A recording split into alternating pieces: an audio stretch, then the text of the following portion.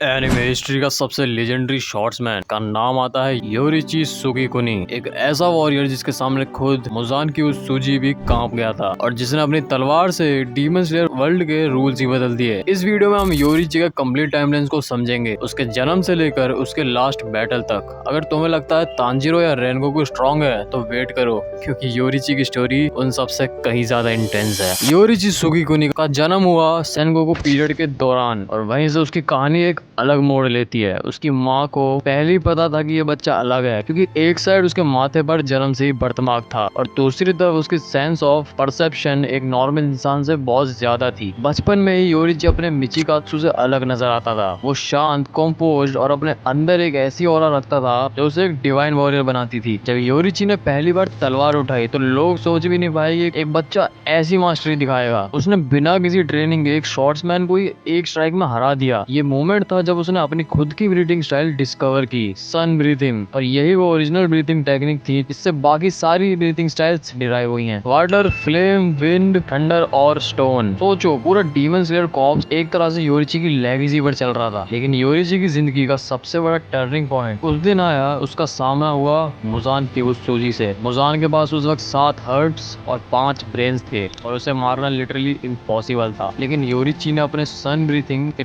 12 consecutive forms एक ही flow में perform किए और एक ही फाइट में मुजान को ऑलमोस्ट डिस्ट्रॉय कर दिया। मुजान इतना डरा कि जितना लड़कियां कॉकरोच से डरती हैं, और उसके बॉडी के 1800 प्लस पीसेस दुनिया भर में बिखर गए। यही वजह है आज तक डीमन स्लेयर्स के लिए मुजान को खत्म करना इतना मुश्किल है। योरिची ने अपनी जिंदगी के लास्ट दिन तक तलवार नहीं छोड़ी। अपने भाई मिचिकात्सु के डीमन बन जाने के बाद भी उसने उसे मारने की कोशिश की, लेकिन उसका दिल हमेशा दर्द से भरा रहा। और जब वो बुढ़ा हो गया तब भी उसके अंदर वही रॉ स्ट्रेंथ थी। कहा जाता है कि अपने आखिरी दिन भी उसने बिना एफर्ट के एक डीमन को डिफीट कर दिया। और सबसे बड़ी ट्रेजेडी ये थी कि योरिची अपनी जिंदगी भर अकेला रहा है। ना फैमिली बची, ना फ्रेंड्स, सिर्फ एक वॉरियर जिसकी तकदीर में लड़ना ही लिखा था। योरिची सुगीकुनी, एक ऐसा नाम जो सिर्फ डीमन स्लेयर कॉर्प्स के लिए नहीं बल्कि एनिमी हिस्ट्री के लिए इमॉर्टल बन गया। आज भी तांजीरो की इयररिंग्स और उसकी सन ब्रीथिंग एक रिमाइंडर है कि योरिची की स्पिरिट कभी नहीं मरेगी। क्या तुम्हें लगता है अगर योरिची मुजान को उस दिन पूरी तरह डिस्ट्रॉय कर देता तो डीमन स्लेयर का पूरा फ्यूचर अलग होता? मुझे कमेंट्स में जरूर बताना।